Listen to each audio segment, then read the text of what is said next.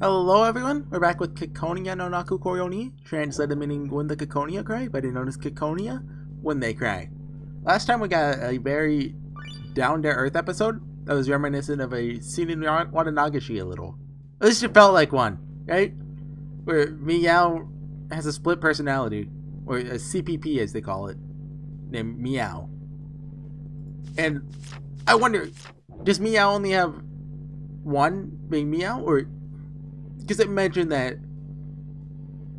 like, the more people have, like, the more parallel processing power they have. So, Meow could possibly have, like, 12 dozen, for all we know. I'm thinking there's at least 3. Like, Meow, and some hidden person, which could be the one that predicted the future there, or could not be. Or presumably predicted the future. We don't know yet.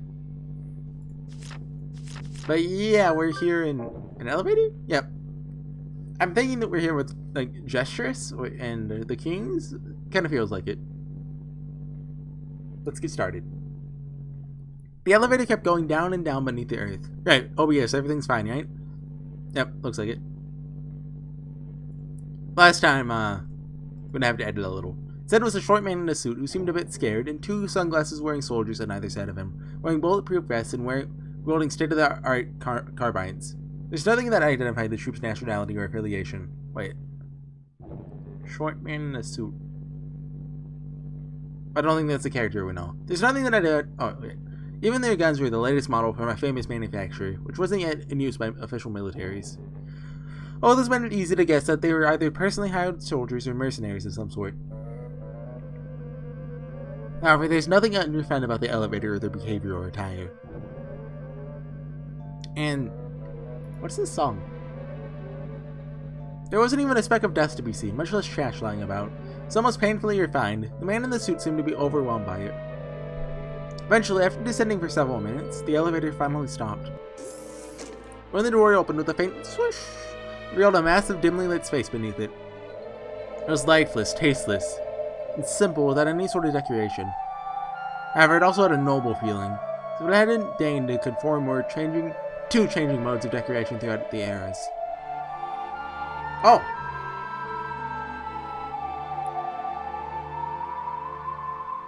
Okay. They robots? Or they slime girls? I can't tell. In that massive space were 2 shadows that appeared to be girls. However, something about them seemed odd. For example, the objects seemingly attached to their left arms were definitely gauntlets. Okay, that's what I was thinking. The girls' expressionless eyes slowly turned to face the man in the elevator, who quietly held out their right arms. There, with a scattering of angel feathers, 2 oversized 76mm, 62 caliber super rapid cannons designed for warships were summoned into existence. These clearly weren't weapons that one individual was supposed to use against another. It was almost as though they'd summoned giant metal beasts, so big that one had to look up to see them. It looked like they were tamers who were just about to order them to strike.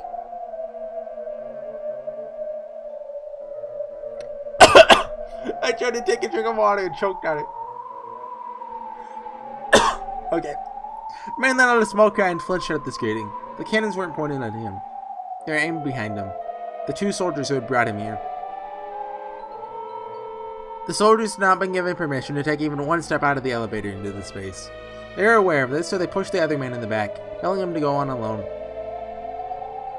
After the man left the elevator, quivering the door shut with a faint sound, and it disappeared into the darkness. When only the suited man was left, the girls erased their cannons they'd summoned. Where is this place? Did you 2 call me here? The girls didn't answer. On the contrary, they were completely expressionless, so they hadn't even noticed the man talking to them. Then the man, who was quivering more than ever, was finally answered by a voice. Is that... Okay. I can't hide this anymore. I'm not gonna go into spoilers, but this is, like, more than just a... I didn't even spoil that thing from Watanagashi, okay? Watanagashi?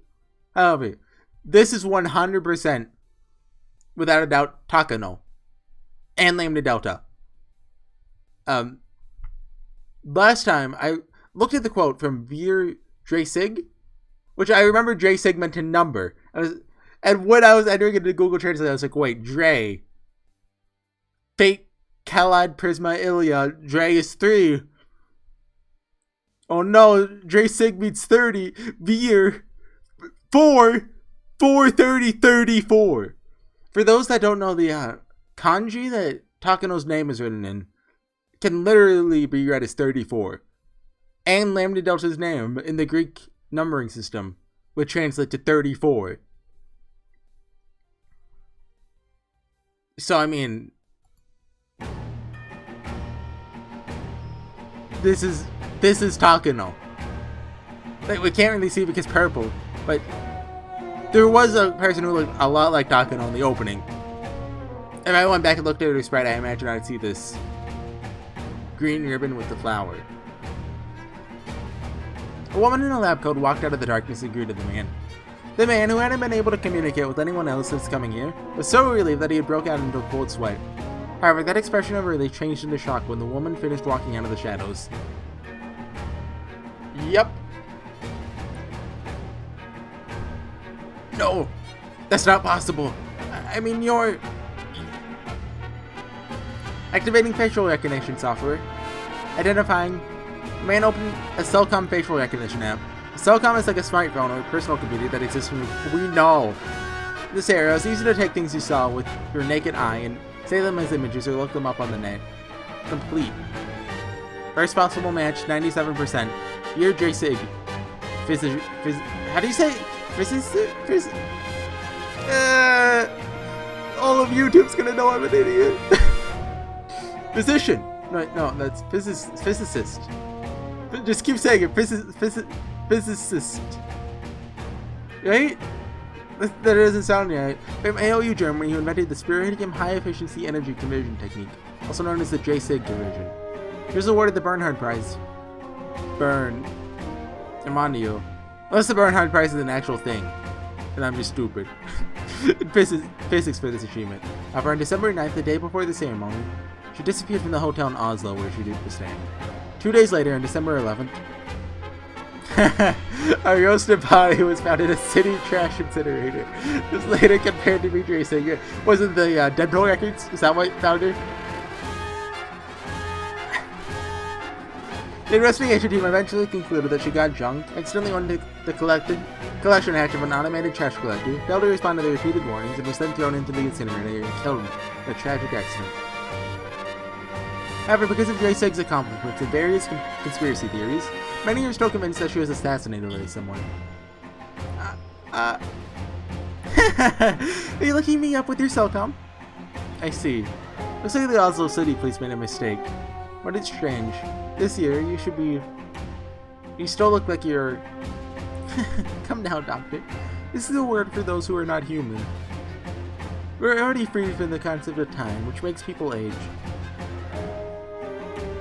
Since it was coming from a genius physics person, he couldn't tell if it was true, or if she was just trying to confuse him. He only knew that a genius physics person who had supposedly died mysteriously was alive, just appeared in front of him, looking like she had back then.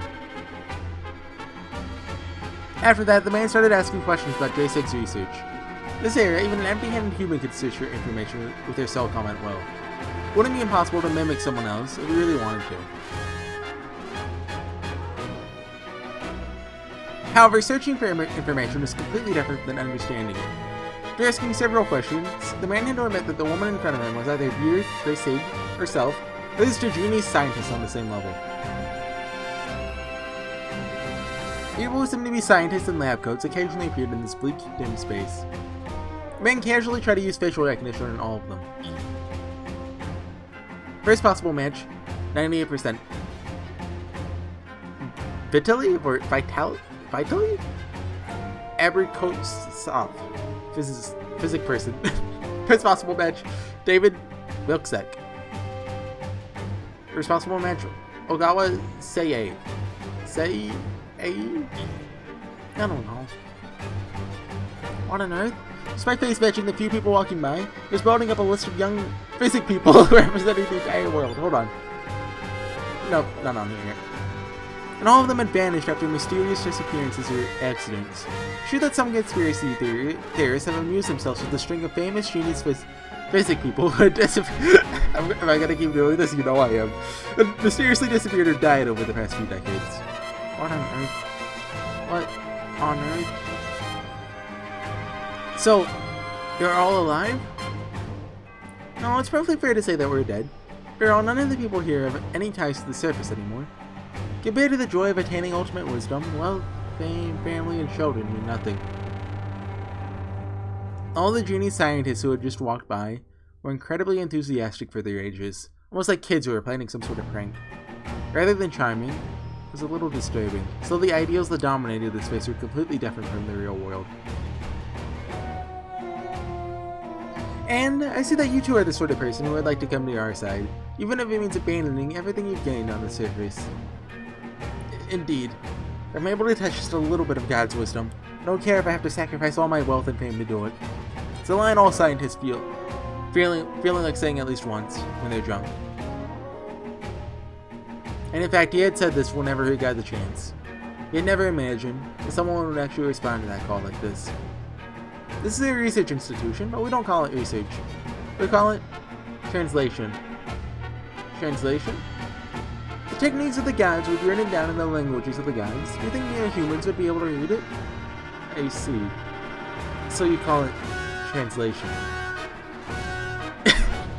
Actually, this is just one-shot. They're being forced to translate visual novels under Kishi's whim. When you make a discovery, no matter how grand-shaking and ingenious it is, it won't be of any use unless the average person can understand it. In other words, without the power of translation, all ingenious discoveries get treated the same as the occult. Genius scientists have a desire to make discoveries, but they also have a desire to translate discoveries made by people far more ingenious than them. This desire is held only by a few people who are held as geniuses. Because they're geniuses, they're saddened by the fact that they will never meet an even greater genius. They want to touch the glimmer of far greater geniuses to translate it. They don't want to be called geniuses. They want to touch the wisdom of people they would call geniuses. In this place, several miraculous techniques that we can't even understand are waiting to be translated. What kind of miraculous techniques? You truly join us as a comrade, I'll show you. You aren't about to tell me that it's super high technology from some ancient unknown civilization or something, right? Would there be some sort of problem if that were the case? The man attempted the joke casually, trying to make it seem as though he had grown comfortable with the situation.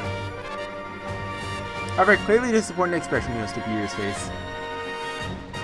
Whether it's super high technology from an ancient civilization or alien technology or a Akashic record built into the fabric of reality, can the source of wisdom ever be a problem?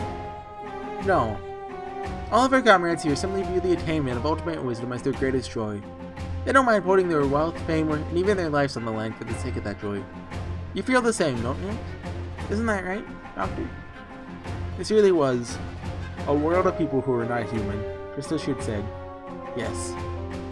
Everyone here is dead. They've already died in our world. Does that make this the underworld? Dizzyingly far beneath the ground? Or have been invited here while they still live? Maybe they thought we were arguing, but those gauntlet girls were staring at us through the darkness. You've repeatedly said that through your Kizuna, you wouldn't mind losing your life if you could touch the wisdom of the gods, yes? And your achievements more than qualify you to be welcomed in as our comrade. It seems strange to me. When I was first invited here, I was ecstatic, like a maiden in love for the first time. Oh, I kinda thought you founded the place, right? However, you've been fairly lukewarm for a while now. No, I haven't yet been able to fully appreciate how amazing this place is. In the first place, I haven't even had a chance to see this wisdom you're talking about. This wisdom is so captivating that it made so many genius scientists abandon everything on the surface. As you showed me, I won't be able to take this all in. I'm not supposed to show anyone who hasn't sworn to become our comrade, but if it means you'll be able to gain your rare talent, I suppose I could show you before you make your oath. Okay. However, you brought your lips up to the man's ear. Her breath didn't carry the warmth of the living. It was the breath of the land of the dead, at the bottom of the earth. Before that, I want you to tell us about those people we love and respect so much. What do you mean? You know, those people. Come on, you're the ones who are always giving you their support. Tell me about the 3 kings who ordered you to investigate this place. Crap! Did I ask them for help? Error! Ah! Goyo Poyo! So come on, this is a fatal error, Poyo. I recommend that you reinstall Poyo. Otherwise, please visit the help desk at the SOCOM shop near you, Poyo. Oh, what happened? All of a sudden. Did it bug out? No. I love welcoming in guests. I love getting to share the moment of trembling excitement felt by our true, newly awakened comrades. We sometimes get minions sent by those 3, like you, and nearly everyone else learned the joy of touching wisdom and converted over to our side, becoming our comrades. Stop trying to ask them for help, Doctor. I want to hear your own heartfelt words. Will you become our comrade, or not? I couldn't bear to see one of your talent wasted away on this surface, ignorant of the joy of touching wisdom. Understand? Then there's a shriek, and a cackling voice on there now. It was one of the scientists that had walked past them. The junior physicist from AOU, Japan, Ogawa Seigei. He was facing the empty darkness, cackling all on his own. He also came here as an agent of the 3 kings, at first. However, when he learned the joy of touching wisdom, he decided to become our comrade and abandon everything on the surface. What cackle? What is a cackle exactly? Like, I don't know. That mysterious laugh didn't seem like it could possibly belong to someone with the gentlemanly attitude he had been known for. It was as though everything that wasn't necessary for this translation job she had mentioned had been ripped out of him. For the first time, the visitor deeply regretted accepting this task out of a faint curiosity, as if it had been some sort of strange spy game. Oh, a new one. Suddenly he realized that there were 7 or 8 of those inhuman gauntlet girls nearby, forming a large circle around him.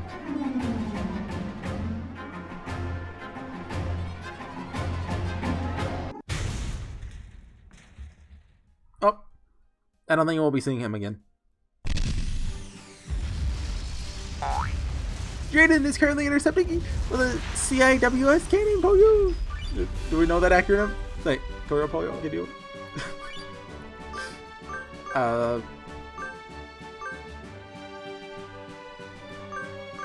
No. What? No. Doesn't look like it. Interception rate 68%, Poyo! Meow is now summoning a missile dispenser, Poyo! Meow is beginning accessing attack drone unnamed, Poyo! Jordan is now summoning a high maneuverability guided missiles, Poyo! That's our Meow. What an efficient checkmate! Or maybe that's been her talking to Meow the whole time. Meow! I imagine that she says like Meow in the Japanese version, right? But I also imagine that Meow is named Meow in the Japanese version. He noticed that Jaden's missile interception was taking too long, so he made a second and third move without hesitation. He finished his prep by summoning an automated weapon, and now he's gonna hit him with everything he's got. Wake me up when it's my turn. I can't yawn on command. Jaden's Reaper Eyes targeted drone unnamed Poyo. Meow is summoning a cluster-style high maneuverability guided missiles, Poyo. This is the end, Poyo. Come on, girl. And that's the match. The drone's a decoy. Meow, meow. The drone got taken in by Meow's pattern. Meow. Dang, am I not gonna make it? This is the end. A splendid barrage of cluster missiles to match the automated attack by the missile dispenser. You get swallowed by that saturation bombardment. It's over. I'm reading the line as told.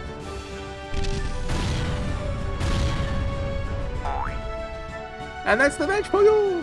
Jaden hit by 19 high maneuverability missiles, Poyo! Verdict, down to Poyo! Meow wins, Poyo! Congrats, congrats! KO. Please wait for an appraisal from the AI Command Center, Poyo! Good work, you two. Lilia, Kashka, you're up next. Gotcha, meow. I'm gonna take a stim. Give me a sec. I don't know what kind of that was supposed to be. The Gauntlet Knights are constantly undergoing strict training. However, none of the adult instructors who taught them could use gauntlets. For that reason, their teaching would sometimes include arbitrary reasoning that put too much focus on the wrong things. The only way to make up for that was, as you might expect, to self-train with other Gauntlet Knights you knew well. By now, mutual training with other members of the first generation of Gauntlet Knights was a more effective means of skill building than their official training. In fact, even fighter pilots, who had advanced war from 2 dimensions to 3 dimensions for the first time ever, had honed their abilities by self-training among their first generation. Now, the same thing probably applies to all skill sets. The first generation had no textbooks or instructors. Only a desire for self-improvement and mutual training could lead them higher. After that, mock battles combining all sorts of situations continued to take place in the simulator room. That data was precisely analyzed by Miel, their unofficial lecturer, and issues were pointed out to all present. Of course, the others also analyzed Miel and pointed out his issues. All of this data was made public to their newbie Gauntlet Knights underclassmen, furthering the improvement of their techniques. There's a train.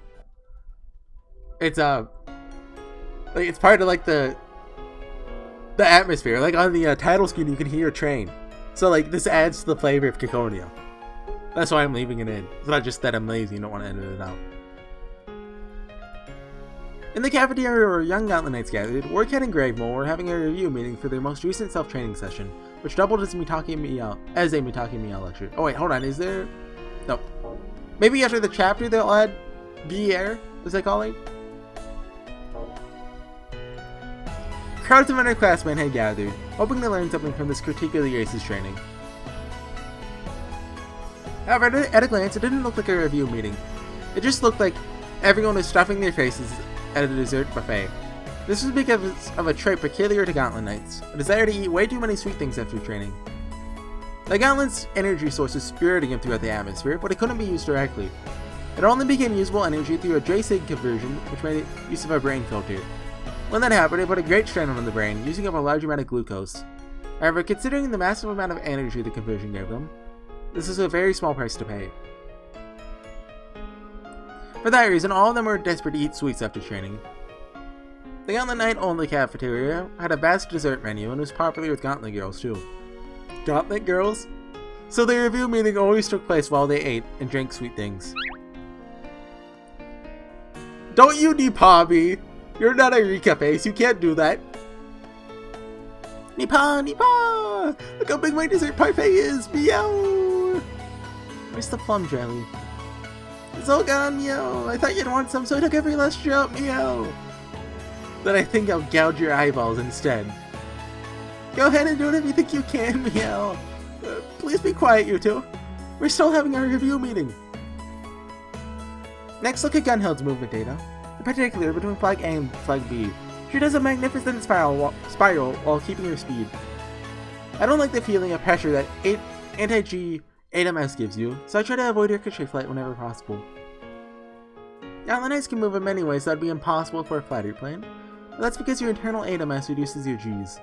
However, the more impossible your movements are, the more energy is expended. In the worst case scenario, it can leave you open for an instant whenever you aren't expecting it. So when you don't need to move in dramatic ways, you should avoid fighting gravity as much as possible. When doing that, the built-up knowledge of fighter pilots can be extremely useful. Underclassmen, make sure you don't slack off in your studies either. The underclassmen gave a big nod, taking notes. I wonder if any of them are going to end up being like characters. Because, like, hold on. The 17th and the 100th. So there's at least 300 people here. But I mean, there's the double O, so who knows? But that's the experimental squad. Is this also? Yep. Oh, so there's who knows how many? Because if you get a mental monitor and a mental tablet, you can also take mental notes. However, there's still a strong superstition that moving your hand to write things down made it easier to remember, lots of youngsters followed it. Is that a superstition? I'm not sure. Apparently though, they were actually doing this because taking mental notes meant it looked like you weren't paying attention, so they wrote things down with their hands to make it clear to all just that they were taking this seriously.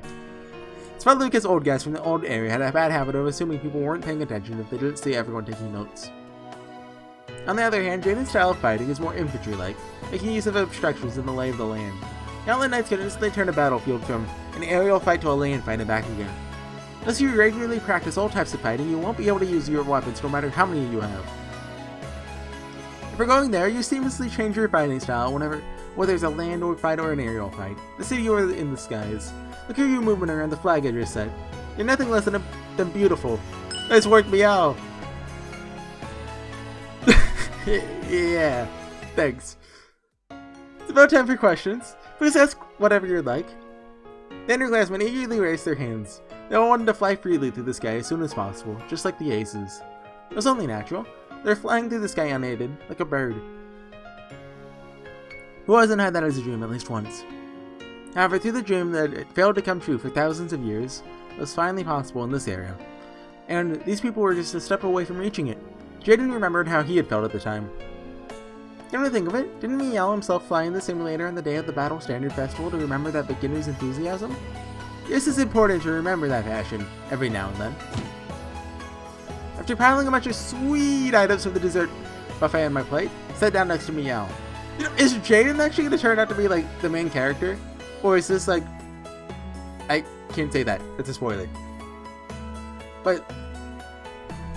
one of those situations, you know. Or it could just be, what's the word for a dual protagonist when there's two of them? A deuteragonist? I don't know how to say it. Alright, Meow. Every now and then, we've got to remember that simply flying through the sky is fun. When we look these kids in the eye and those memories come back, it's so refreshing. Oh, looks like we've got quite a pile going there too, Meow.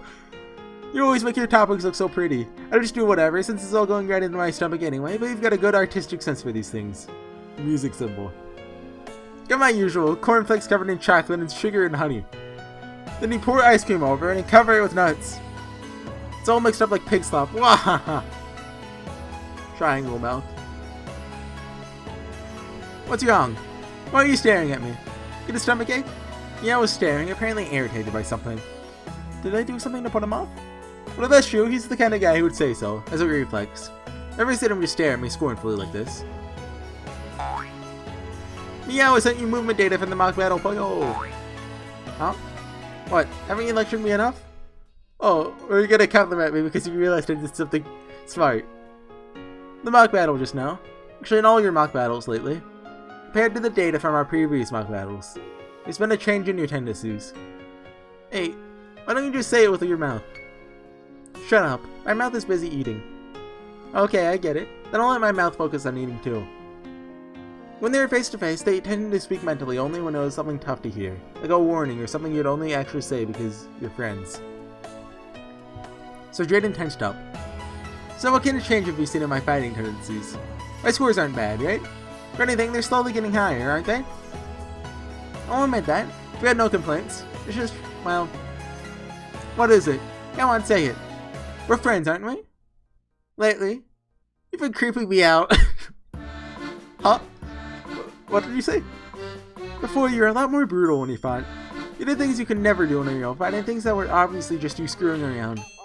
I'm just holding off on that, because you keep getting mad at me and telling me not to fight that way. In the past, I'm pretty sure you found it funny that I got mad, and you just acted even worse. Well, enough about that. Set it aside. What's creeping me out is stuff like... What happened just now, for instance? What? You get trouble, then spit it out. Like how you said, whether it's a land fight or an aerial fight, you're nothing less than beautiful. Nice work, Meow. What the heck was that? How the heck is that creepy? Pardon my French. If anything, you're being creepy. If you get a problem, tell me directly with your mouth. As a side note, most lovers' quarrels in this era begin with a man freaking out and saying, if you get a problem, tell me directly with their mouth. Okay, then I'll say it with my mouth. Of course, this is always the second line of such quarrels. What is it you said when you saw me eating this? Oh, this looks like you've got quite a pile going there, man, and so on. You got a good artistic sense for these things. Nope, nope, nope. The old you would have never said that! True enough, the old Jaden had always teased me out and called him a man when he saw something like that. I called him a kid. However, Meow noticed a clear change in the way Jaden had been acting towards him. After I finished training, whenever I was worn out, you'd say I was pathetically thin and tell me to bulk up more, right? But now what do? What did you do today? Hey, nice work, Meow. You're covered in sweat. Want to use my towel? Hey, your sweat smells pretty good. Sniff. You're doing great considering how slim you are. But you don't overdo it, okay? You can rely on me whenever you need to, got it? Thumbs up. Sparkle! That's just normal bonding between guys, right? And anyway, we're partners. I won't deny it, I know you're my partner, but, well, you're a bit overboard lately. Like, it's weird the way, you, touch me. You're getting too close, and you're grossing me out. Don't get on my shoulders, don't sniff me, and don't mess with my hair. Hey, don't say that with your mouth, people will misunderstand. I thought you were the one who wanted me to talk with my mouth. Now leapt to his feet, slammed his tray down in the return, again he tried to leave. Jordan returned his tray to and chased after him. Oh, it's rare for those two to argue out loud. Sparkle? Don't really get it, but I'll just go ahead and report this to... Is that the Idle Nuns? That's the Idle Nuns. Right? Yes.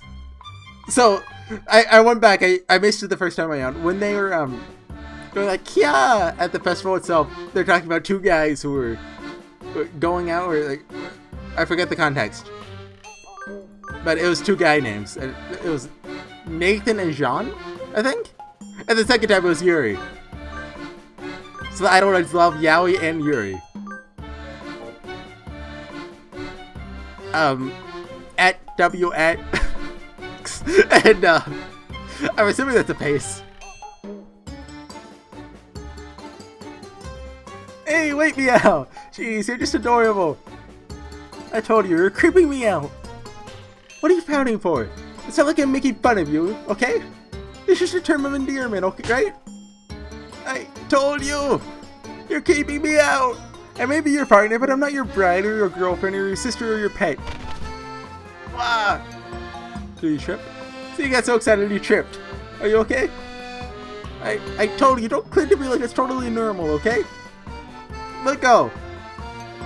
You rush me off like that, it just makes me want to creep you out even more. What are you doing with your fingers? Here! Gooey, gooey, gooey. Ah! Ah! Stop! That tickles! Are your shoulders feeling a bit stiff? Gooey, gooey, gooey.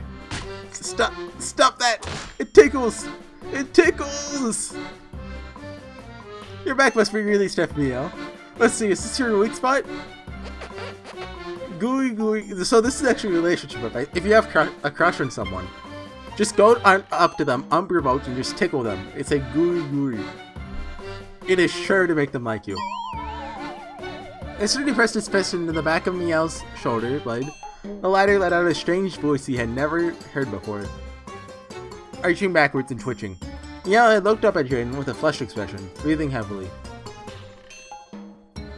Stop it, Jaden! Oh, it's Meow now. My back really insensitive. Huh? Meow, is that you? Next to Street, she shook her head. There's Meow's face, still bright red but enraged. Get your hands off me! Ciconia when they cry. Okay then. What was that? Chapter 5? I think? Yeah, the three kings have decided. We command the lords. Prepare for the harvest festival.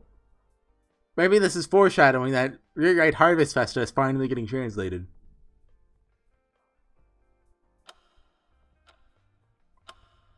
Actually, the main translator for Rewrite Plus passed away, didn't he? I think it was Rewrite. I don't remember his name. But I imagine, that's a pretty good reason for delays. It's up there. So yeah, let's get Ciconia, guys. That was an odd episode. Chapter, whatever you call them. So yeah, I'll be back next time. I think that's it for me today. I'm gonna go record some Faker in order now. But next time I record, I'll probably get to the stopping point for YouTube purposes. Which sucks, but we still have a bit to go. Like 2 hours or so, probably. So yeah, I'll see you guys next time. Bye!